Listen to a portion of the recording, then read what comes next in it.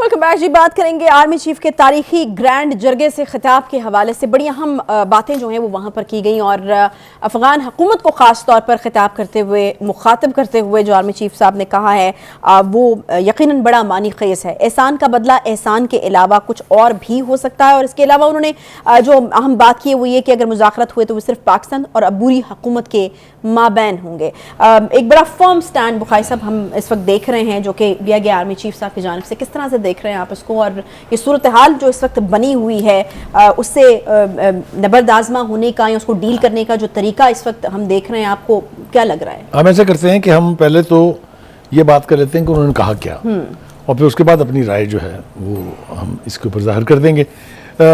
वो हम याद है जब मीटिंग कर रहे थे हम, तो हमारे एक साथी ने कहा कि आज ऐसे लगता है सैयां कुछ ज़्यादा ही बोल गए हैं।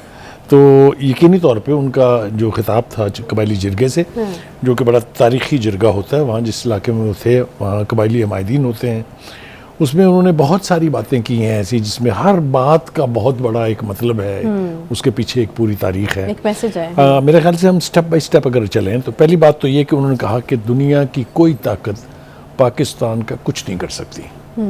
और इसको जस्टिफाई करने के लिए उन्होंने ये कहा कि चूँकि पाकिस्तान दूसरी रियासत है जो इस्लाम के नाम पे बनी, पहली रियासत मदीना थी और दूसरी पाकिस्तान, इसलिए भी इसका कोई दुनिया की ताकत कुछ नहीं बिगाड़ सकती। ठीक हो गया।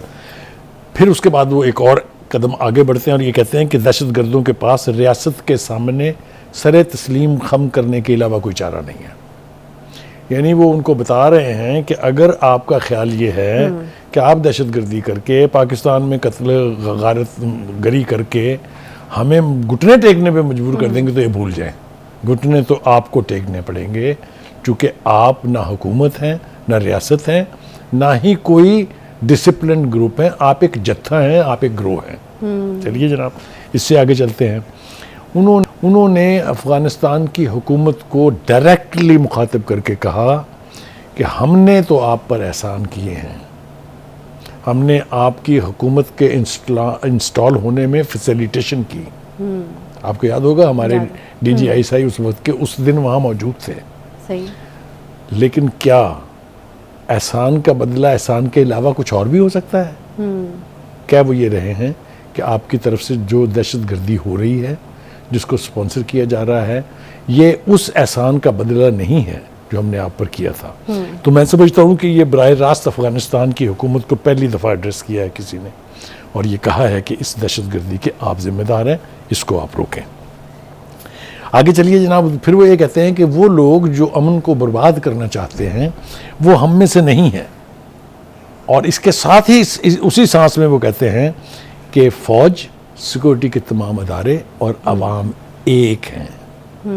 ये तीन ग्रुप नहीं हैं, तीन ग्रोह नहीं हैं, ये सारे एक हैं। यानी एज ए रियासत, एज ए कौम, एज ए मुल्क हम एक हैं। ये भी बहुत बड़ा मैसेज है। और दूसरी बात ये कि वो ये कहते हैं कि अगर मुज़ाकरात होंगे, अगर हमें मुज़ाकरात करने पड़ेंगे तो वो हम करेंगे अफ़गानिस्तान की अबूरी हुकूमत के साथ। हम जत्थों से और ग्रोहों से बातचीत नहीं करेंगे। ये भी एक बड़ा वाज़े पैगाम है उन यानी ज़राए की तरफ जो ये समझते हैं कि पाकिस्तान को TTP के साथ बैठ के मुज़ाकरात करने चाहिए। मेरा ख्याल है थोड़ा सा हम अपनी राय की तरफ आ जाते हैं। देखिए, एक बात तो ये है कि जहाँ कहीं भी इस किस्म की कैफियत होती है, एक बुनियादी काम ये है कि आप उन लोगों के साथ एंगेज करें।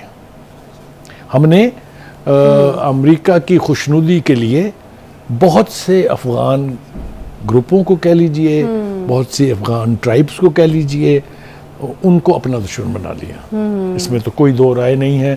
इसके लिए एक लंबी बहस के लिए मैं तैयार हूँ कि हमसे भी गलतियाँ हुई हैं, हमने भी गलतियाँ की हैं। हमने कभी तो इंटरनेशनल वॉर ऑन टेरर के हवाले से इन्हीं तालिबान, इन्हीं TTP के लोगों के खिलाफ ऑपरेशंस किए हैं, एक्शंस किए हैं। लेकिन हैविंग सेड दैट, ये सब कुछ हुआ, हम तस्लीम करते हैं। एंगेज करने की कोशिश भी हुई, ऐसा नहीं हुआ कि एंगेज नहीं किया गया। अगर आपको याद हो, रियासत पाकिस्तान और पाकिस्तान की आर्म्ड फोर्सेस की क़यादत ने TTP के साथ बाकायदा सीरीज ऑफ मुज़ाकरात किए काबुल में, लेकिन वो अल्टीमेटली नाकाम हो गए। हमने उनसे कहा कि आप असला फेंक दें, हथियार फेंक दें और पाकिस्तान के आइन के साथ हल्फ दें कि आप उसके साथ लॉयल हैं, आइए हम आपको ले जाते हैं। उन्होंने ये बात नहीं मानी। वो अगर ये बुनियादी रिक्वायरमेंट भी पूरी नहीं करेंगे तो उनकी ओनरशिप कैसे ली जा सकती है। लेकिन हैविंग सेड दैट, कोई शख्स ये नहीं कह सकता कि मुज़ाकरात नहीं होने चाहिए, मुज़ाकरात होने चाहिए, लेकिन उसके लिए दूसरी तरफ जो है उसको भी एक डिसिप्लिन्ड, एक ऑर्गेनाइज तरीके से अपने आप को पेश करना होगा, तभी मुज़ाकरात की बात हो सकती है। कि यानी जो हुकूमत थी पीटीआई की केपीके में, उसने देख लिया करके पाकिस्तान के मुज़ाकरात ख़त्म होने के बावजूद उन्होंने जारी रखे, लेकिन नतीजा वही सिफर का सिफर। उन्होंने बहुत सारे अफगान तालिबान जो सज़ा हो चुकी थी जिन्हें जेलों से रिहा करा दिया प्रेसिडेंशियल पार्डन के जरिए। लेकिन नहीं, तो आपको क्या लगता है वकाई साहब, फिर इसका हल यही है जो कि आर्मी चीफ साहब की जानिब से देने की कोशिश की कि दोनों हुकूमतें मिल बैठ कर इसके ऊपर बातचीत करें और कोई हिकमत अमली तय उनका करें, ख्याल तो ये है कि अगर अफगानिस्तान की हुकूमत, अबूरी हुकूमत हमसे सीरियसली निगोशिएट करे तो इस मसले का हल तलाश किया जा सकता है। जो तालिबान हैं, ख़ासतौर से पाकिस्तानी तालिबान टीटीपी, वो ये कहते हैं कि जनाब मामला हमारे और आपके बीच है, हम और आप बैठ के इसके ऊपर फैसला कर सकते हैं। अब ये क्या चीज़ प्रवेल करेगी, ये आने वाला वक्त हमें बताएगा। सही है।